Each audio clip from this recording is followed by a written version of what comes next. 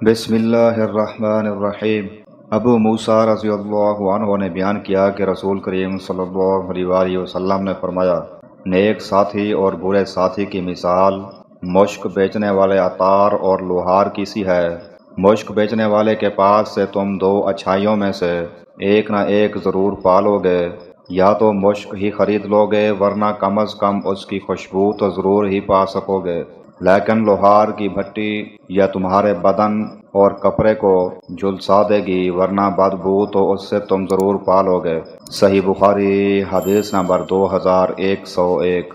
عبداللہ بن عمر رضی اللہ عنہما اپنے باپ سے روایت کرتے ہیں، انہوں نے بیان کیا کہ نبی کریم صلی اللہ علیہ وآلہ وسلم نے عمر رضی اللہ عنہ کے یہاں ایک ریشمی جبہ بھیجا۔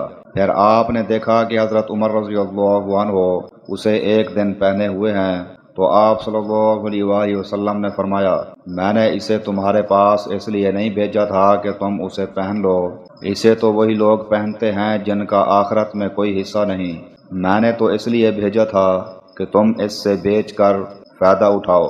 صحیح بخاری حدیث نمبر 2104۔ ام المؤمنین عائشہ رضی اللہ عنہا سے روایت ہے کہ انہوں نے ایک گدا خریدا جس پر مورتیں تھیں۔ رسول کریم صلی اللہ علیہ وآلہ وسلم کی نظر جوں ہی اس پر پڑی، آپ صلی اللہ علیہ وآلہ وسلم دروازے پر ہی کھڑے ہو گئے اور اندر داخل نہیں ہوئے۔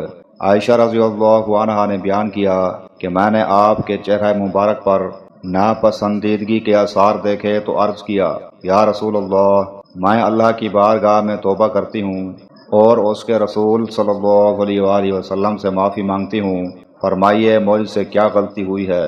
آپ صلی اللہ علیہ وآلہ وسلم نے فرمایا، یہ گدا کیسا ہے؟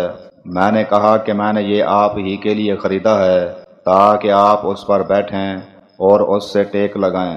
آپ صلی اللہ علیہ وآلہ وسلم نے فرمایا، لیکن اس طرح کی مورتیں بنانے والے لوگ قیامت کے دن عذاب کیے جائیں گے اور ان سے کہا جائے گا کہ تم لوگوں نے جس چیز کو بنایا اسے زندہ کر دکھاؤ۔ آپ نے یہ بھی فرمایا کہ جن گھروں میں مورتیں ہوتی ہیں رحمت کے فرشتے ان میں داخل نہیں ہوتے۔ صحیح بخاری حدیث نمبر 2105۔ ابو قتادہ رضی اللہ عنہ سے روایت ہے، انہوں نے کہا کہ ہم غزوہ حنین کے سال رسول اللہ صلی اللہ علیہ وآلہ وسلم کے ساتھ نکلے۔ نبی کریم صلی اللہ علیہ وآلہ وسلم نے مجھے ایک زرہ بخش دی اور میں نے اسے بیچ دیا۔ پھر میں نے اس کی قیمت سے قبیلہ بنی سلمہ میں ایک باغ خرید لیا۔ یہ پہلی جائیداد تھی جسے میں نے اسلام لانے کے بعد حاصل کیا۔ صحیح بخاری حدیث نمبر 2100۔